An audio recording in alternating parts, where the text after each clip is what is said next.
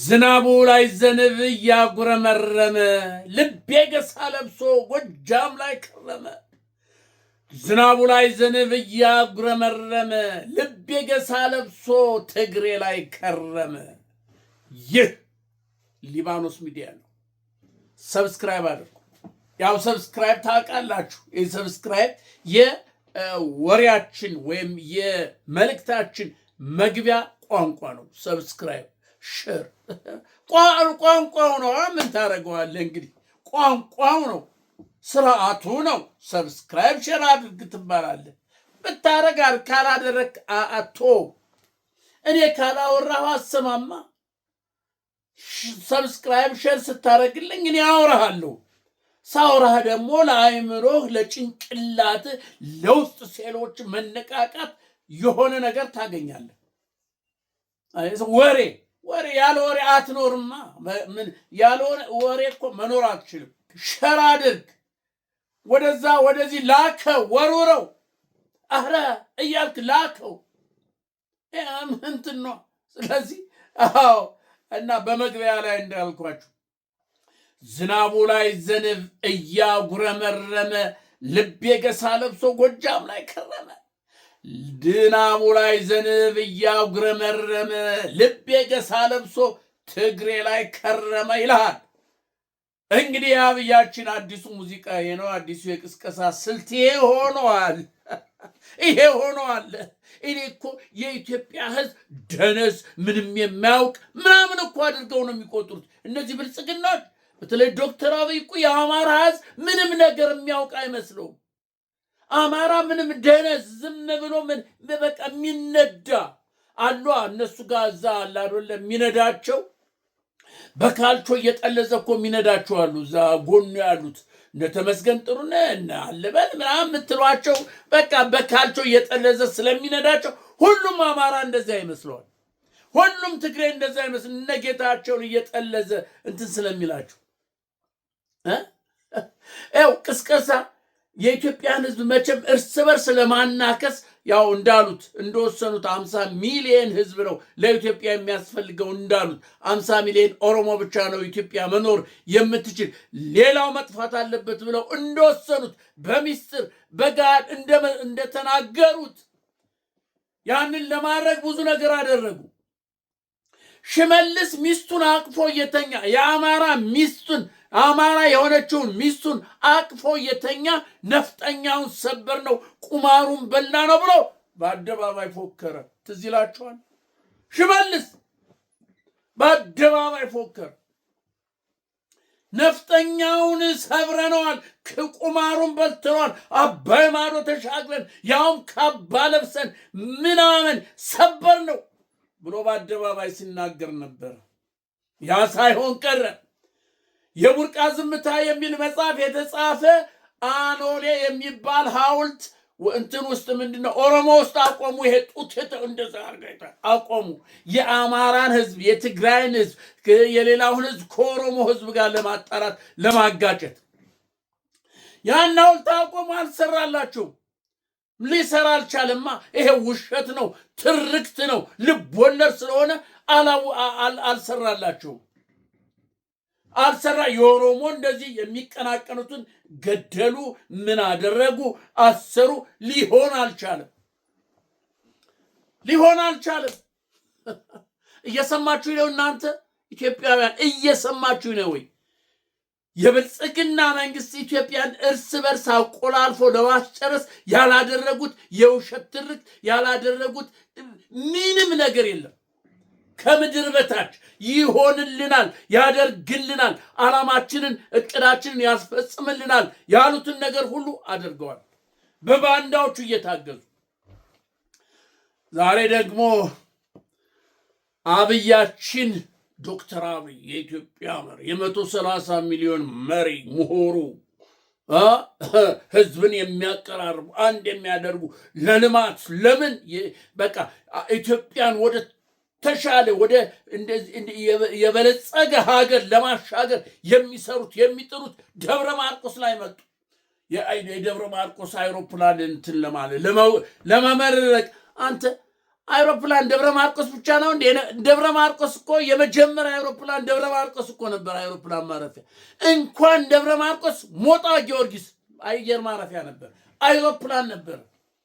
አይሮፕላን ያርፍ ነበር። እኛ ህፃኑን እንሮጥ ነበር ለማየት። አይሮፕላኑ ገና ሲመጣ ወያ ወደ አየር ማረፊያ።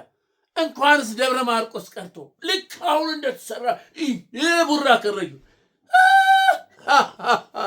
ኧረ ተው ተው ዶክተር አብይ ተው። በዚህ አይነት መልክ ምንም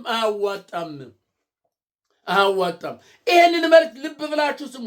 በተለይ የትግራይ ተወላጅና የአማራ የጎጃም ተወላጅ ሆናችሁ ልብ በሉና ስሙኝ።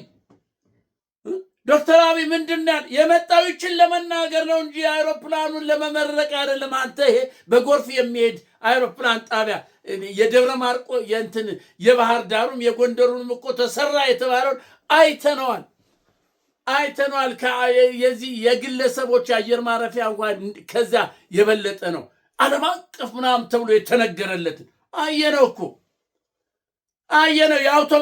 የአውቶቡስ ጣቢያ ይበልጣቸዋል። ስለዚህ ልብ ብለህ ስማ። የአብይ ደብረ ማርቆስ ላይ ድንገት ሳይታሰብ የመጣው ለምን እንደሆነ ይችን ነገር ሊናገር፣ የአፄ ዮሐንስን ነገር ሊናገር። አፄ ዮሐንስና ጣሊያንን እኩል አደረገ። ይግባህ፣ ሚስጥሩ ይግባህ፣ አካሄዱ ይግባህ።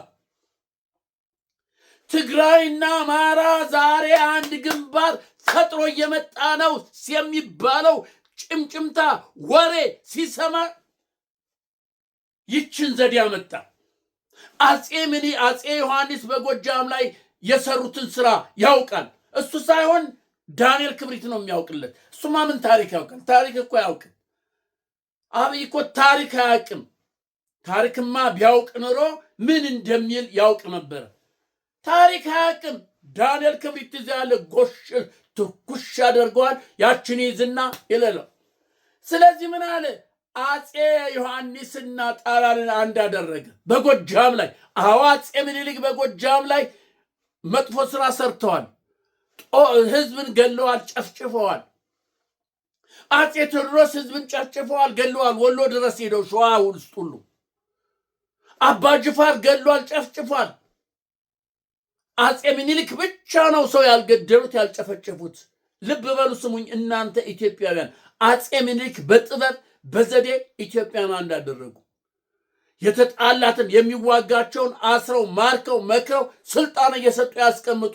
ጡት ቆረጡ የተባሉ አፄ ምኒልክ ውሸት፣ የልብ ወለድ። አንድ ጡት አልቆረጡ። ግን አፄ ቴዎድሮስ ለስልጣናቸው ሲሉ ስልጣናቸውን ለማቆየት ሲሉ ያሰቡትን ለማሳካት ሲሉ እምቢ ያላቸውን ይገላሉ፣ ያርዳሉ፣ ይጨርሳሉ። አፄ ዮሐንስም ልክ ይሄን ያደረጉት። አልገዛ ያለው ስልጣን ላይ ናቸው። አልገዛም ያለውን እምቢ ያለውን ይገላል፣ ያስራል። እንኳንስ ሌላውን ቀርቶ የራሱን ወንድም የራሱን እህት የራሱን ምናምን ዘመድ አዝማድ እኮ ነው አንተ በነበረው ስርዓት መሰረት የሚገሉ። ለዙፋናቸው ለስልጣናቸው ተቀናቃኝ የሆኑትን ሁሉ ይገላሉ እኮ። የራሱን ወንድም ታሪክ አንብብ። ጊዜው ነዋ፣ ስርዓቱ ነዋ። ይሄ ያለ ነው።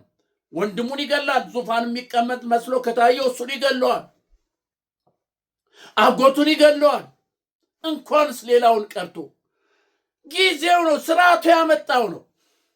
ትናንትና ከትናንትና ወዲያ ወያኔ በወልቃይት ላይ ስንት መዓት ነው ያወረደው። ከነ ህይወታቸው ገደል እየከተተ የገደላቸው የወልቃይት ህዝብ የወልቃይት ምድር ይመሰክራል። ታዲያ ወደፊት ይሄን እያነሳ አረ የትግራይ እኮ እንደዚህ አድርገዋል ብለህ ከትግራይ ጋር ልትጣላ ነው? ኦሮሞ ዛሬ አብይ አህመድ በኢትዮጵያ በአማራ ክልል ላይ እያደረገ ያለው በትግሬ ላይ እያደረገ ያለው የዘር ማጥፋት ጭፍጨፋ ከዛሬ 100 ምናምን ዓመት በኋላ አብይ የተባለ እኮ እንዲያድርጓል አማራን ምናምን ብለህ ልታነሳና ጦርነት ልትጀምር ነው? ችግር ልትፈጥር ነው ወይ? ንገረኝ።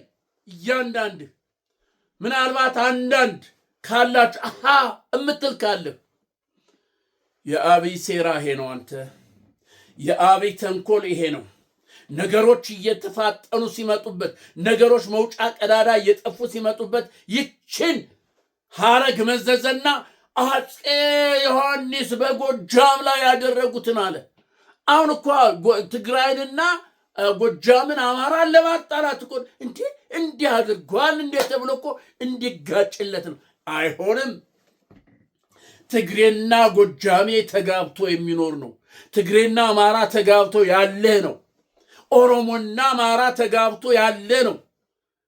ይሄ ያለፈ ታሪክ እየተነሳ የሚደረግበት ዘመን ላይ አይደለንም። ብዙ ጣሩ። የቡርቃ ዝምታ ሐውልት ተከሉ። የሰበርነውን ሰበርነው። እንደዚያ በሄደበት እኮ ነው። አንተ አብይ እኮ በየሄደበት ሀገር አንዳንድ ነገር ይመዝና እንዲሁ ናችሁ። ህዝብ እኮ እንዳይተባበር ነው። ህዝብ እርስ በርሱ እንዲጋጭ እኮ አይሆንም። አይደረግም። ይሄ ሞኝ የለም፣ ቂላቂል የለም። ቂላቂል የሰበሰበው እሱ በብልጽግና ውስጥ እንደተሰገዘገ ማሞቂሎ ይመስለዋል የኢትዮጵያ ህዝብ። የኢትዮጵያ ህዝብ ከምንጊዜውም የበለጠ ኦሮሞ፣ አማራ፣ ትግሬ፣ ወራሞ፣ አፋር ምን በለው በአንድነት እንዲኖር አንድ ሆኖ ለመኖር ያ ነው መሻቱ ፍላጎቱ እንጂ እርስ በርስ ቁርሾ እያነሳ እርስ በርስ የሚጣላበት ነገር አይደለም።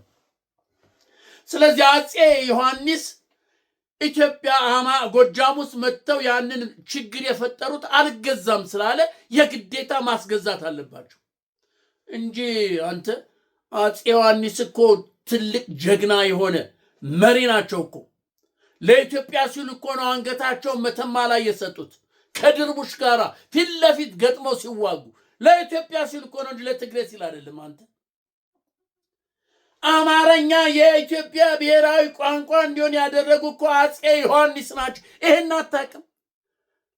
አታውቅም ወይ? ዛሬ መጥተህ አፄ ዮሐንስ ከትግሬ ጋር ከጣሊያን ጋር አመሳስለ ጣሊያን እኮ የኢትዮጵያን ሕዝብ በመርዝ ጭስ የጨረሰ በአይሮፕላን የጨረሰ ምን ያደረገ እኮ ነው። ከሳቸው ጋር ከጣሊያን ጋር እሳቸው እንዴት ታወዳድራለህ? አየህ፣ ይሄ ነው በቃ አለማወቅ። በቃ የመጨረሻው ካርድ ምንም እንደማታውቅ በነ ክብሪት በእነዚህ የእንግዴ ልጆች እየተመራ ድንገት ደብረ ማርቆስ መጥተህ የተናገርከው። እንዲያውም የሚያዋጣው ህዝብን ማቀራረብ ህዝብን ማድረግ ነው እንጂ ጭራሽ ቁርሾ የስንት ዓመት የመቶ ምናምን ዓመት እንዲረው እኮ ተብለሃል። ኧረ እንዲሁናል እኮ እንዴት ከትግራይ ጋር ትተባበራለህ? እንዴት ከአማራ ጋር ከጎጃም ጋር ትተባበራለህ? እንዲያውም ተበቀል እኮ ነው እኮ ዶክተር አብይ አዋጣም። ብዙ እኮ ሞል ሄድክ አልሆነም፣ አዋጣም። አሁን የመጨረሻው ጽዋ ያንን ለመቀበል ዝግጁውን በቃ ያለው አማራጭ ይሄ ነው። ፋኖን ሽፍታ ትለዋለህ። አሊዶሮ ላይ እንደዚህ ያለ ሽፍታ፣ ደጀን ወደ ሽፍታ ግን ተደራድሮ እንዴት መነጋገር ይሻላል ትላል። እንዴት ነው ሽፍታ ጋር ከሽፍታ ጋር እንዴት ትነጋገራለህ? እውቅና ስጥ። ፋኖ እያሸነፈኝ ነው፣ ስለዚህ እንደራደር ብል እናውቅ ስጥ፣ እውቅና ስጥ፣ ከፋኖ ጋር ተደራደር። ከዚህ ውጪ ሽፍታ እያልክ እንደራደር፣ ሽፍታ እያልክ እንነጋገር የለም። ተበልተሃል። እነ ዳንኤል ክብረት አስበልተውሃል። ገና ከመጀመሪያው አስበልተውሃል። ዶክተር አብይ ተበልተሃል፣ እመነኝ ተበልተሃል። ሌላ መንገድ ፈልግ። የትግራይና የአማራ የጎጃም ህዝብ ምንጊዜም ቢሆን አንድ ነው፣ ተለያይቶ አይለያይም። አንተ የፈለገ ነገር ይጨፍጭፍ አይለያይም። ወንድሙ እንኳን የገደለው እርቅ ያደርጋል። መሳሪያ አጋድሞ ተራምዶ በደም አፍስሶ ተራምዶ ቃል ለሰማይ ቃል ለምድር ይሄን ነገር ላነሳ ብሎ ተጋብቶ ተዋልዶ ይኖራል። ተጋሉ እንኳንስ በዘመኑ የነበረው ስርዓቱ ያፈራው ነገር አንስቶ ሊጣላ ቀርቶ አይደለም እንዴ እናንተ? አይደለም እናንተ የትግራይ ተወላጅ አይደለም እንዴ እናንተ የጎጃም ተወላጅ አይደለም ወይ? ይሄ አይደለም ወይ እውነቱ? ይሄ አይደለም ወይ እውነቱ?